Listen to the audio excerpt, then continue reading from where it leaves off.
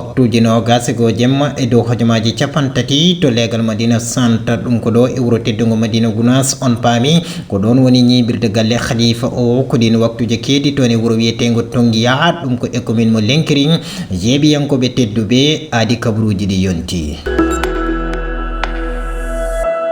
e titode kabaruji meɗen e oɗo ñalawma aset hande sappo e jeeɗiɗi lewru mendu gonɗen hitande ujunaji ɗe nogas jowi hirdama ndellulde alliyankore Daka mo Tonguiya on Daka waɗat koye sakitore khalifa tedduɗo ceerno Amadou Tidiani Ba ndellulde ma daɗɗu e gardugol ceerno Amadou Ammar Ceerno no kala subaka aljuma ɗo e wuro teddugo Madina Gounass ɓe rewɓe taweteɓe ɗo e wuro teddugo Madina Gounass ina mbaɗa jaltal to galle ceerno tawi fandare nde tan ko yaade salminde e juurade hani e ñagade duwawu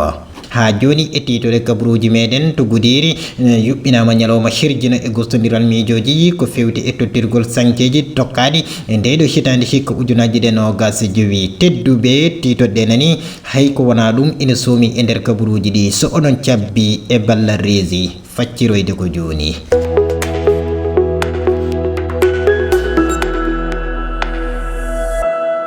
tedduɓe yeeɓiyankoɓe Aya Gounass TV caggal calminali ko jettor kono kadi e bismade moon e jaccingol kabaruji ɗi eɗen e aset sappo e jeeɗi lewru mai hitande ujunaji ɗe nogas jowi en kaalino ɗum e arwonne ɗe e oɗo ñalawma aset hande sappo e jeeɗiɗi lewru mai nde gonɗen hitande ujunaji ɗe nogas jowi hirdama ndellunde alliyankore Daka mo Tonguiya tawi ndellunde waɗata koye e sakkitore khalifa tedduɗo ceerno Amadou Tidiani Ba ndellunde ma daɗɗu e gardugol ceerno Amadou Ammar Ceerno on Daka ma duwe ñande altine sappo e jeenayi lewru ndu hitande ujunaji ɗe nogas jowi on tuma noon hirnde ɗon faade toon to Daka Pakour tawi foof noon waɗata koye gardugol ceerno Amadou Ammar Ceerno Daka Pakour noon ma duma ha ñande alarba nogas go lewru ndu hitande ujunaji ɗe nogas jowi ma en gartoy hen ko ɓuuri yajde e kabaruji meɗen paaɗi so hawrite welede jeyɗo jokken ha joni e ɗin ɗon kabaruji en kaalino ɗum e arwonne ɗe no kala subaka aljuma ɗo e wuro teddugo Madina Gounass ɓe rewɓe taweteɓe ɗo e teddugo Madina Gounass ina mbaɗa jaltal to galle ceerno tawi fandare nde ko yaade salminde e juurade khalifa o hani e ñagade duwaw e nden jonde noon kadi lawol Tidiane ina rokkire hen ko nonne kadi ɓen sukaɓe dalneteɓe alɓurana gam nadde jangde ina toɓɓine hen fodde capantato suka toɓɓinama e on ɗon aljuma sappo e jeegom lewru ndu hitande ujunaji ɗe nogas jowi teskama hen kadi keewal hoɓɓe tawi kadi ko rewɓe ummiɓe e nokkuji certuɗi kettoɗen hen ceerno Ibn Oumar Ceerno to yahanno en to jaltal to ko Ousmane Alhassane Sow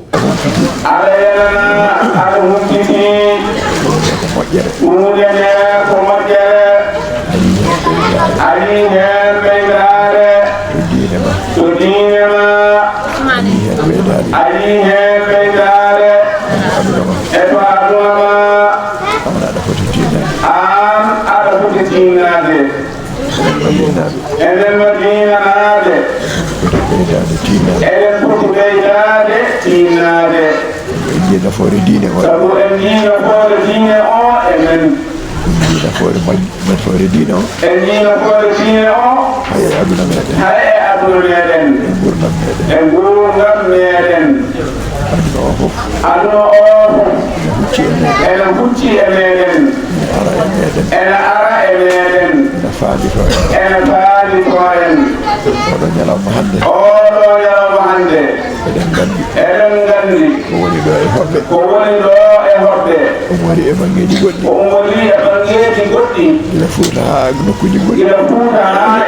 goɗɗi tawi ala ko addi ɗumen sowona yidde Allah yidde nelaɗo Allah sallallahu alayhi wa sallam yidde Cheikhana Ahmad Tidiane radiyallahu ta'ala anhu yidde dental ngal yidde ceerno yidde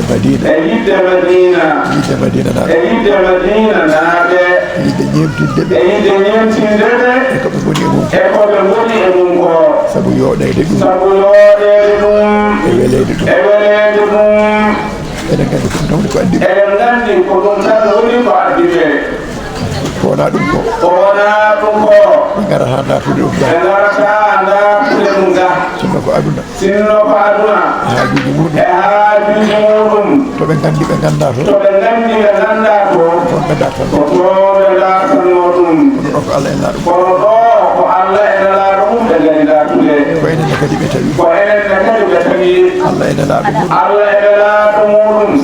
sallallahu alayhi wa sallam Sheikhana Ahmad Tijani radiyallahu ta'ala anhu e barke ceerno meɗen ko ɗum woni ko ɓe paanditi ko ɗum woni ko ɓe ngari dartude enen noon madinanaɓe Allah moƴƴani en ɗum ko ɓe ngari dartude ko enen koye nder mum gonɗen eɗen gondi e muɗum ɗum ene foti wonde sababu kala madinanajo ñade alarba sappo e nayi lewru mai hitande ujunaji ɗe nogas jowi ko dawol mawgol dawi toon e galle ceerno mon Ematulaye tawi noon ko nden fedde wiyetede galle mama nden fedde noon ina rentini fodde leɗe tati ɗo e wuuro teddugo Madina Gounass tawi woni fandare mabɓe tan tawi ko darade e golle dental ngal ko ɗum saabi kala ɗo golle almudagal noddi eɓe noto tawi ngol dawol noon ñande alarba o toɗɗino koko fewti e mango huɓere ɗum ko e yamirore ceerno Habibou mo ceerno Alaji Tidiani Ba radiallahu taala anhu kettoɗen goto e ɓen tawtoraɓe dawol ngol biyeteɗo ceerno Diew e ballal Siraji Nana Diallo yadude Hammadou Siraji Sow galle Nematulaye guesa ceerno wiyatanoɓe Nematulaye ɓe ha yimɓe mbawa siftorde ko ban galleji ɗi jetti ha fecca ceerno men ceerno Habibou ceerno mbo ceerno Ahmad Tidiani Ba mo Cheikh Siraji Dine ɗo ko galle makko e galle o noon o yeehi e leyɗe nayyi gonɗe biyeteɗe galle mama ɗe galle mama ko leyɗe nayyi denduɗe golle ko wayno Afia e Fala e Rumde e Ɗaybatu o habro yiɓe noon yoɓe gar ɓe ballamo e golle ɗe ko pour ko alhaali maadi e hande yimɓe feccete hen ko ɗo yari kafe e gollandemo yiilade hen welede Allah e nela ɗum welede ceerno e welede makko e ko ɗum woni dawol ngol yimɓe dawe keewal ne jiirata ni sa yi dental ngal hande machallah hay goto mankani ko huɓere e kono noon ko huɓere nde ganduɗa e aada wowani yiide oɗo systéme e ko ma gona ganduɗo gona intelligent ne mbawa famde ko ceerno o wiiɗo ko miijiɗo ko holko woni e ceerno meɗen radiallahu taala anhu Saykou Oumar Foutiyou Tall yo welede Allah wone makko oɗon gandi ko on woni ceerno mum seeremɓe Fouta foof machallah e seeremɓe gaccaki hen feewi e to ñoroto golle joɗɗe o golli toon kuɓeje nan toon eɗen nana enen sukaɓeɓe nde o mahata nde o wiyata ko ha bada ko ɓalle tiɗɗe tekkuɗe ɗe dillata ɗe jerɓata ko ɗin miijoji e ɗen pandale ko ɗum woni ko ceerno men ceerno Habibou ceerno waɗi ɗo ko tuufeje ɓakke mahira sima waɗa potoji fewna ha few tuufeje ɗe duubla wona tan ne gara tan pawa tuufere tan paya dow ala a falatɗe palpaltodiraɗe ko ɓalle tekkuɗe machallah ko ɗen gonɗo ko ɗum waɗi maadi ndi leeli ndi heewi fere ndi heewi tuufeje kono ko maadi wandi garante wasatama film ɗum kolla yimɓe e ko hunde wande fayida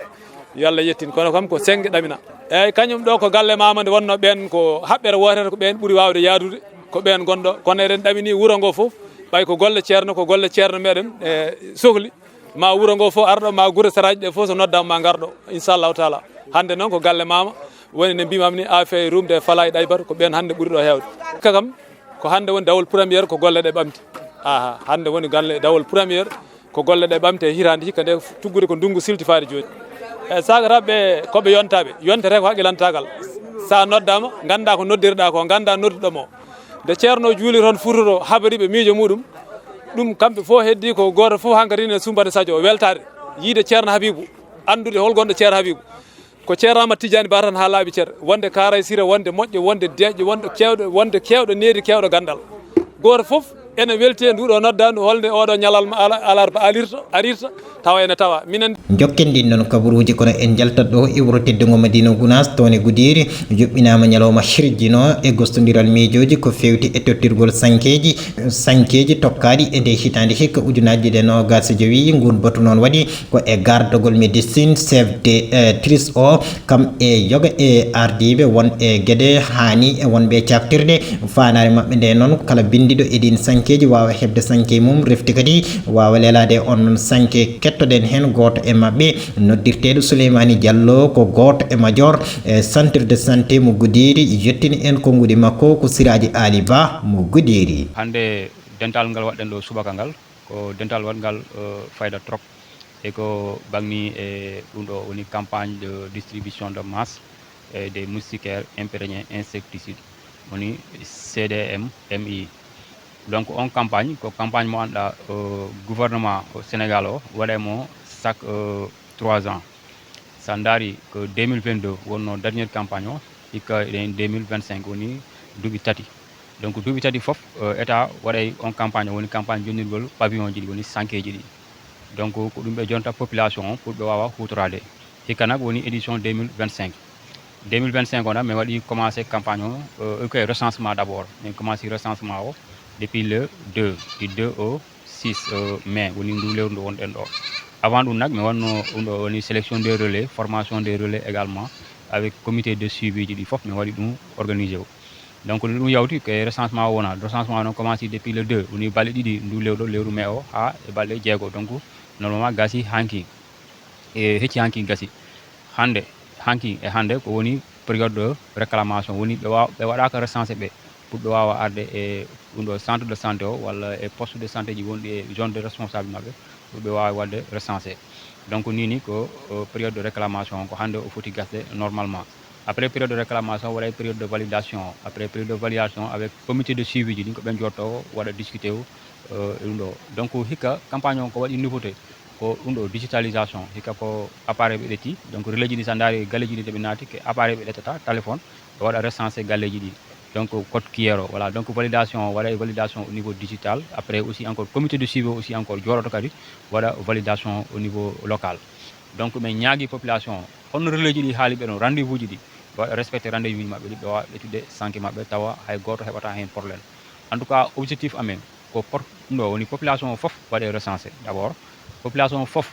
kala waɗaɗo recensé wawa heɓde sanké makko so jomum ɗetti sanké o aussi encore jomum hutoro sanké o par ce que sa jonnama sanké ko pour hutoroɗa donc selon ɗum ɗo jiɗi norme ji ɗi ɓiya 80% population pour wawa lelade e sanké mais min en tout cas objectif an ko 100% fof yo lelo e sanké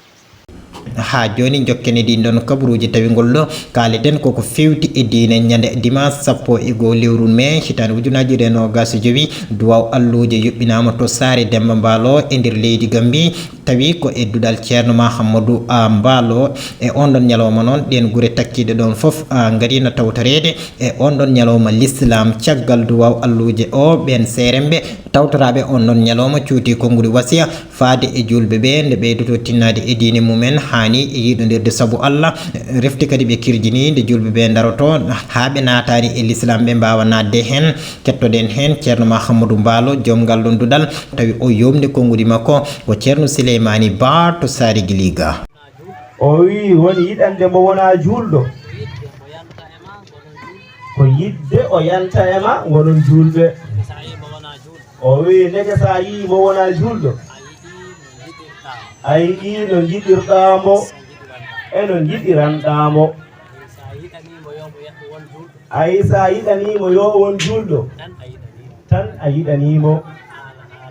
haala haalaka julɗo hono ma o on haɗa foti yiddemo boom ko ɓuri ko jiɗɗa hoore maako la yuminu ahadukum hatta yuhibba li akhihi ma yuhibbu li nafsihi hay goto e mon wawa timminde min Allah gonɗindemi so wona o yiɗana musidɗo mum julɗo hono ko ɓuri ko o yiɗani hoore makko ko ni o wi nde wonno sa añi julɗo walla sa añi neɗɗo o tagaɗo hono ma o ko Allah taɓɗomo o ko on woni e nder makko so a añi on tan a añori Allah kala gañƴo Allah añori nelaɗo Allah sallallahu alayhi wa sallam Allah wi'i ana aqrabu minkum min hablil waridi Allah wi'i ɓoggol ɗaɗol fasawol bippangol foofaali neɗɗo o buttangol hendu ngabbina ƴiƴam ɗam neɗɗo o ngabbina foofaango ngabbina ndiyam sansa kuuse golɗaɗol Allah wi ngol wurni neɗɗo o kono kanko ɓuri ɓadade neɗɗo o. oɗo élément mo battidortoɗen ko fewti e kabaruji ɗi kolol 14 biwol ɗum ko daka paƴama nde lulde waɗata ko e nder leydi Guinée Bissau on daka jogori joɗede ko ñande aset nogas nayi lewru mai hitande ujunere ɗiɗi nogas e joyi tawi on daka waɗata koye yamirode khalifa tedduɗo ceerno Alaji Amadou Tidiani Ba ma ardoyo on ɗon daka ceerno Siraji Thiam mo ceerno Alaji Bassirou Thiam mo Seydi Alaji Ali Thiam radiallahu taala anhu tawi ko ceerno ummintamo waɗoyde on ɗon daka ɓen joguitiɓe kala ko fewti juɓɓude daka o guili e jagol ngol guili e jagol yimɓeɓe ha e ko nandi hen ina gartana en e sifa ɗen ɗon golle ne jogori yarude kettoɗen hen Hammady Sarr ko goto e joguitiɓe ɗen ɗon golle. Assalamu aleykum wa rahmatullahi taala wa barakatuhu bandiraɓe julɓe e dendagal kettoɗo oɗo communiqué min calmini min juurima a neldama duwaw a ñagama duwaw e yamirore ceerno meɗen ceerno Mouhamadou Siraji Thiam mo ceerno men ceerno Mouhamadoul Bassirou Thiam mo Seydi Alaji Ali Thiam dane nde ko jaam alhamdulillahi rabbil alamin ziyara meɗen mo mbaɗanoɗen paƴama e kala hitande ɗum koko yonti ziyara meɗen mo mbaɗanoɗen paƴama o ko jontuɗo e sakkitore ceerno meɗen khalifa meɗen ceerno Alaji Ahmadou Tidiani ceerno e gargol ceerno men ceerno Siraji Thiam toon to leydi Guinée Bissau to paƴama dendagal musidal ngal ne waɗa invité dendagal julɓe e dendagal tisaniyankoɓe tuggude Madina Gounass ha Kolda ha Madina Seydi Alaji Ali Thiam ha Missira ha dendagal guure ko takki ɗum e ko taari ɗum ko wayno Guiriyaro ko wayno Salamatu en e dendagal bandiraɓe fof dal ɓolimi junna walla juuma eyi eɗen poti hawroyde paƴama e garagol ceerno Siraji Thiam mo ceerno Bassirou Thiam mo Seydi Alaji Ali Thiam eɗen poti hawroyde paƴama holde ɗum won e samedi le 24 mai poɗɗen hawroyde toon to paƴama dendagal kettiɗo dande nde e nder Kolda e diwan Kolda région de Kolda Madina Alhaj e ko tugni e ceerno men ceerno Cheikhou Siraji Dine dendagal julɓe ko alda e paltor mo limi junna enen fof kawroyen toon to paƴama noon ciftinireɗen woni ko e nder leydi Guinée Bissau ɗo ganduɗa ko ɗon tigui rigui ni ɗo ceerno men Seydi Alaji Ali Thiam ɗo jooɗino ɗo huɓɓuno duɗal ɗo fuɗɗi jangguinde dental ngal ɗo waɗi ɗo waɗa fonde ɗo allahumma salam o ɗo fuɗɗa ɗo ko ɗon fuɗɗora ri e nder o aduna woni hankkadi aduna o fof andi ɗum noon ziyara meɗen yonti ko le 24 mai dendagal julɗo dendagal tisaniyan enen fof eɗen mbaɗa invité e ñalawma he garen e keewal départ o ko samedi le 24 ñande goo dimanche goo ñande hen daka o woni ko nattete e dimanche o e londi mardi daka o duwete sake ko balɗe tati teddugal julɓe fof kala ɗo goni ɗo goniri seerenɓe fof teddinama dendagal almuɓe teddinama almaddaji ɗi teddinama dendagal julɗo gonɗo toon e daɓɓide haala tan mo limi junna walla juuma bandiraɓe fof ne calmine enen juure enen nodde e ngal ɗo keewal to paƴama wuro ngo ganduɗa ko ɗon tigui Seydi Alaji Ali Thiam fuɗɗi jangguinde Qur'ana ko ɗon kadi huɓɓi ngal ɗo dental ko ɗon kadi woni ɗo noddi Allah nooti Allah jaɓani en noon yo Allah wallu en enen fof keɓen no kawreɗen toon guila Madina Gounass ha ko takki ɗum ko taari ɗum Kolda ko takki ɗum e ko taari ɗum e dendagal o dental woni e dendagal keɗiɗo audio o aɗa waɗa invité oɗo ñalawma pattam lamiji ɗeɗo balɗe tati pattam lamiji kawruyen toon duwoɗen e gardagol ceerno men ceerno Siraji Thiam mo ceerno Bassirou Thiam mo Seydi Alaji Ali Thiam Allah jabano en ende talata ko ñande woni ko duwaw o watte. musidɓe tedduɓe ko ɗo min tongi kala ko yoɓetino e kabaruji ɗi dokkodirenadi e sahaji goɗɗi so hawrite welede jeyɗo jettor tengtuɗo noon faade to rési Mouhamadou Siraji Sow yadude Ousmane Alhassan Sow guili indi ɓuuri kabaruji ɗi ha e yesso ayawo ngo ko musidɗo Ousmane Camara guide leñol jettor tengtuɗo faade e rédaction Gounass TV yettinɓe élément ji ɗi aadi o ko aset paɗo on jarama.